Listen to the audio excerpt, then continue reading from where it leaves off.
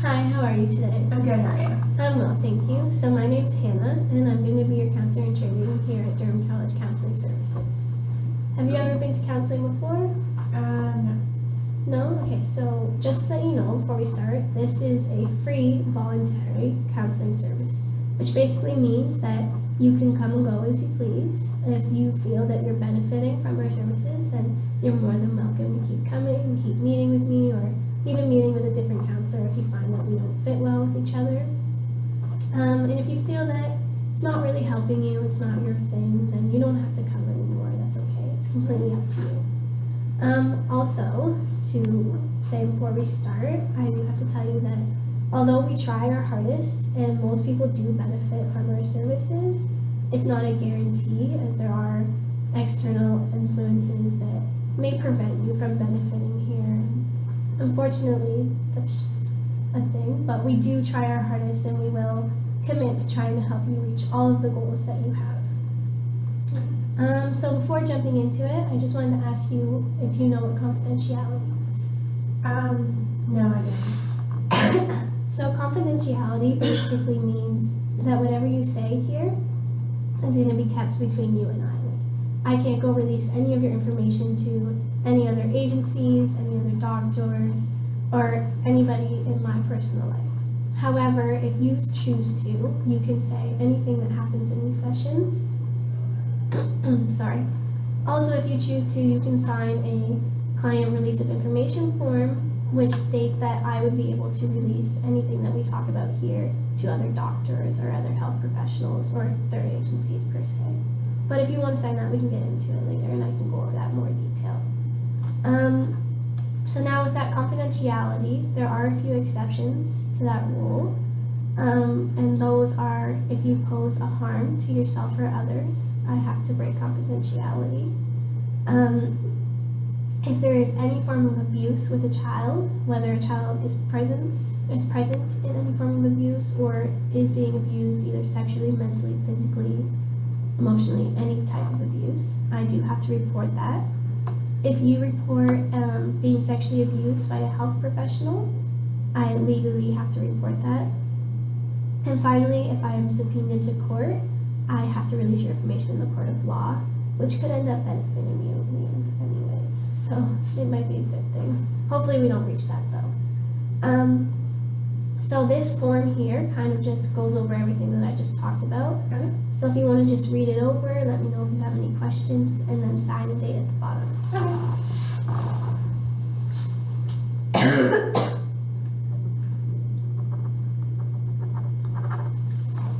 Thank you. Okay, so what brought you in today? I'm kind of struggling a bit, or I've just been really nervous because next September when I turn 21, like right now I'm supported by Children's Aid, like I get money monthly from them just to kind of, so it's $1,000 a month just to kind of help me just, pay my phone bills and just to kind of like live and buy groceries and pay my rent. But when I turn 21, that stops. So, and I've been supported since like I was young, but like I've been getting monthly money from them since I was 18. And now like, for a couple of years I've been getting supported from them, but now I feel like when I turn 21, like all that's gonna stop, and it's like where do I go from getting $1,000 a month from getting kind of nothing? And it's like then I'll have to find a job, and it's so hard to find a job, and I'm worried that like my life is just kind of, it's like it's gonna go downhill. Like I'm worried that I'm not gonna be able to pay my rent, and so I've just been struggling and I'm very anxious about that. So what I'm hearing is that you're feeling very overwhelmed with this new situation that's occurring. You said that your birthday is next September, so you have a little bit of time.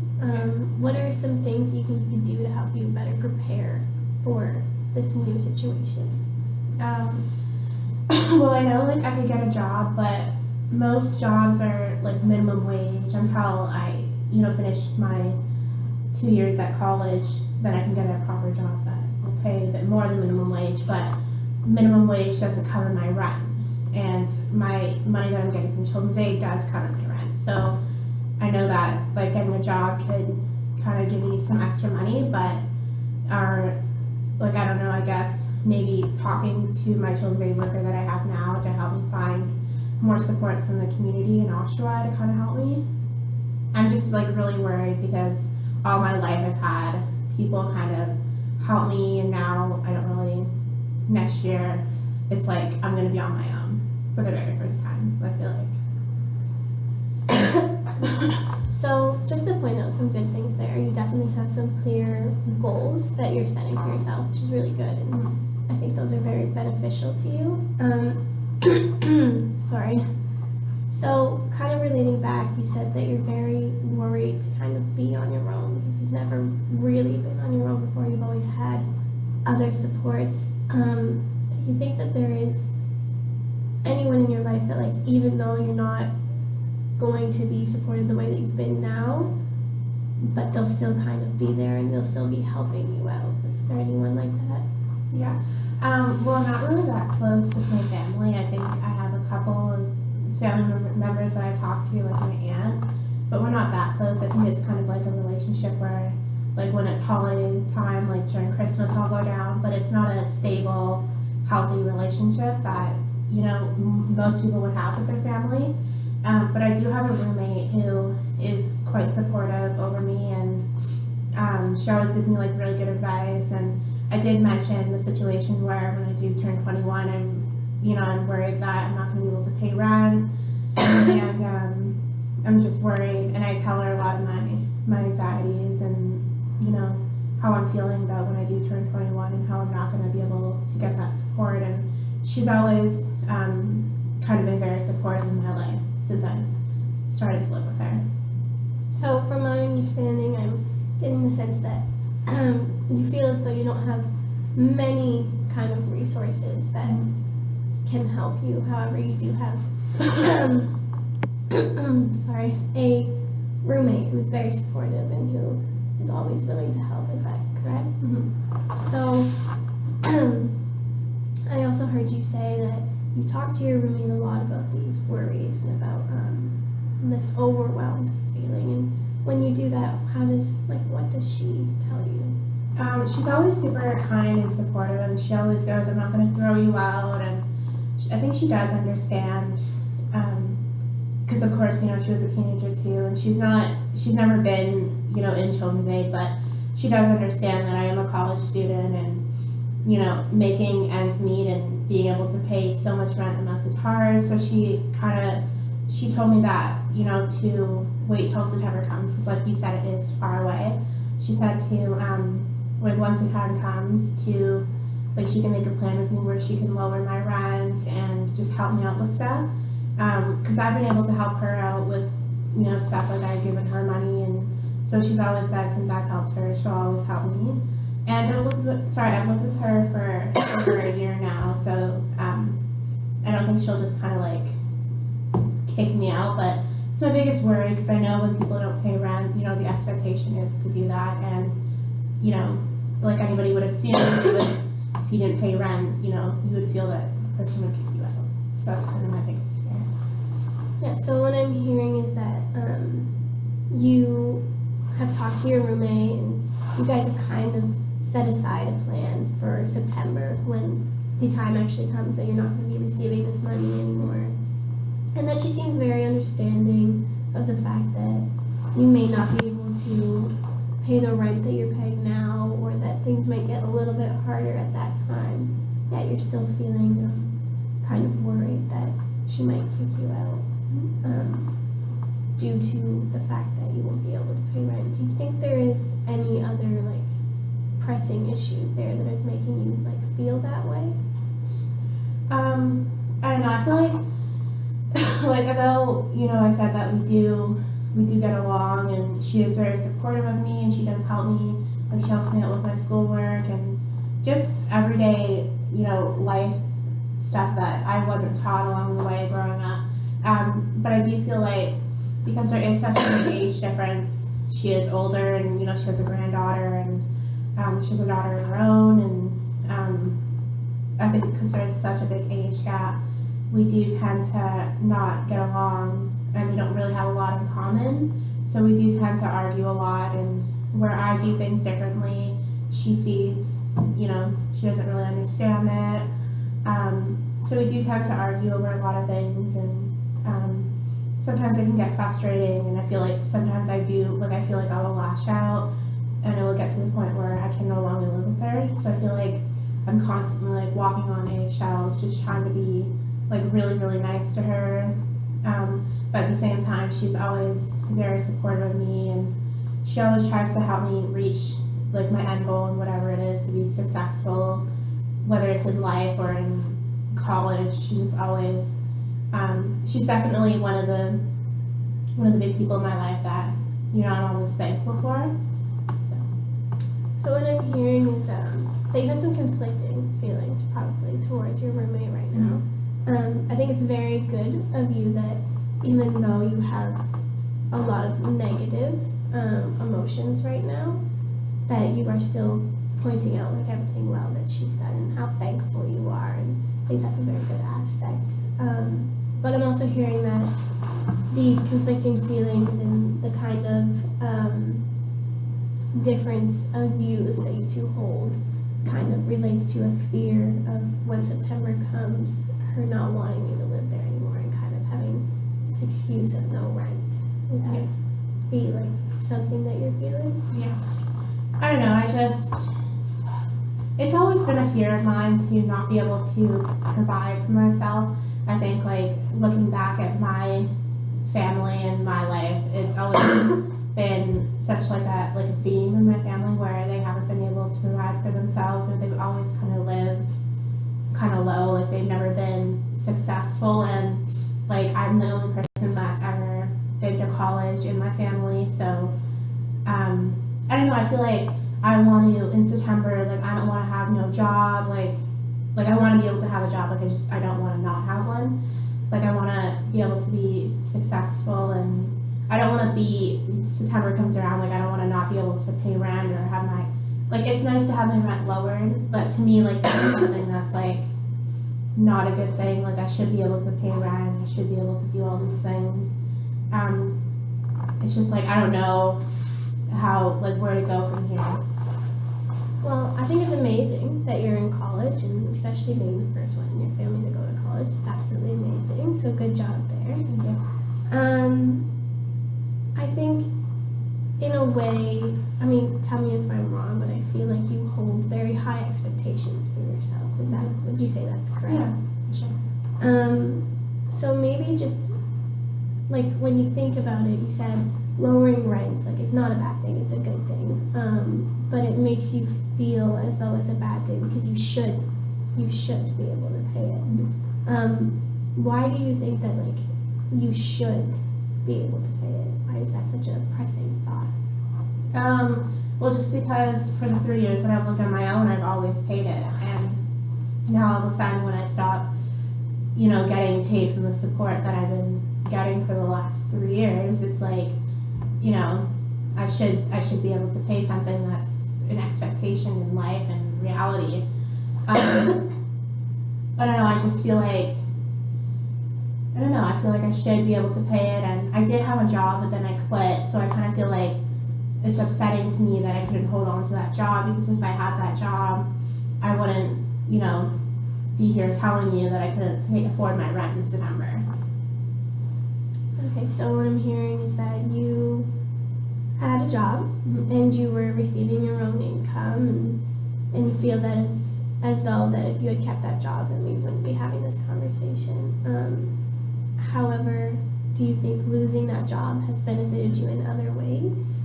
Yeah, when I had a job, I'm really big on, you know, spending time with my friends, and, you know, it can be good and bad in life. Like, sometimes friends can be a distraction, but for me, it helps me. It helps me kind of get out there, whereas most of the time I'm always in my room and not hanging out with people. So, not having that job, I'm able to hang out with my friends more. I was really worried that I wouldn't be as successful in school, because I'm worried that if I had that job still, I would have to work all of these hours, and it would kind of, you know, it wouldn't keep me as focused. So now that I don't have this job, I feel like I'm giving 110% of schoolwork and just focusing more and just being able to hang out with people and working all those hours. I was often really tired, and it started to affect my mental health and who I was as a person. And so now I don't have that job. My mental health is getting better, and I just feel like overall I'm a happier person, and I get to spend time with people that I love, and yeah, I'm more successful in college. My grades might not be the greatest, but I feel like, at least to me, my goal was to be able to pass, and right now I am passing in my classes, so I feel like that's something that I'm really happy about. It's definitely something to be happy about. Yeah. It's very good. So from my understanding, you had originally said that like giving up this job means now that you're here and that we're having this conversation, and maybe if you hadn't done so, then like you would have been able to pay rent and you wouldn't be so worried about it. But when looking at the greater schemes of things, seems appreciative of the fact that you had let go of that job, because now you are doing so much better and you have more time to focus and everything. Does that sound correct? Yeah. I just feel like now I'm able to do more things, and I feel like having that job, although, in life to live, you need to be able to work, and it's just everyday life, you need to work and you need to go out and make an income. But I feel like although I don't have an income, I'm still getting supported. But now I'm able to focus more on my life, and I'm not so, I felt like when I was working, I was held back, and it was just kind of like, when I wake up, I have to go to work, and then I come home and I go to bed, and it was just like a reoccurring cycle. Whereas now I wake up and, I get to spend time with people, and I go to school, and I focus all on that, and yeah. Well, that sounds very good. I'm very proud that you're doing a lot better now. I think you should be too. Just as like maybe a suggestion, have you like maybe thought about looking into jobs that don't have that many hours, like only 1 or 2 days a week, maybe not making as much as you feel that you should be making money-wise, but still obtaining some? Would that be something that you think could work? Yeah, I think, I could definitely for sure look into something like that. That would for sure, I think, would benefit me. Just in my everyday life, just being able to work like 1 or 2 times a week, and still kind of making a little bit of an income, because my roommate did say to do that, she would lower my rent, so just being able to get a little bit of an income. And I do get OSAP like next year again, so I could use that OSAP to kind of help me pay my rent a little bit. And I think getting a job that with like few hours would help me. Okay, so just looking back at everything that you've said throughout our session, such as, the worry of not being able to pay rent next year, and also not getting along with your roommate, and that kind of contributes to feeling like you might get kicked out and things like that, and being worried about succeeding because you're the first in your family to really go as far as you've gone, which is very good. Mm-hmm. Do you think that there's any like goals that you could set in order to kind of lessen those feelings of overwhelm and feel more like a succession? Yeah, I think, like you mentioned, being able to get some sort of part-time job that's, 1 or 2 days a week, and, making more of a plan, I guess, with my roommate as to how much my rent is going to be lowered, and just being able to speak to my children's aid worker, I guess, and come up with a plan of how, when I do finally leave children's aid in the system, how, I'm not just gonna, not gonna have any support, and how I can get that support, whether it's, I don't know, the John Howard Society or some sort of support system in Oshawa that can kind of help me. So these all sound like very good goals, and Yeah. I'm excited for you to try to embark on them. Hopefully if you want to come back, I guess, within our next sessions, we can go over them and see how they're going, if you're succeeding, or if there's new goals that we can make to kind of make them easier or anything like that. Would that be something you wanted to do? Yeah, for sure. I think the session kind of helped me understand that maybe looking into a part-time job would be beneficial just to get more of a little bit of an income to help support myself. And just being able to speak to people such as my roommate and my children's aid worker. Yeah, definitely the session was very helpful. Well, that's good. So I hope to see you next week. Yeah, I will be back. Thank you.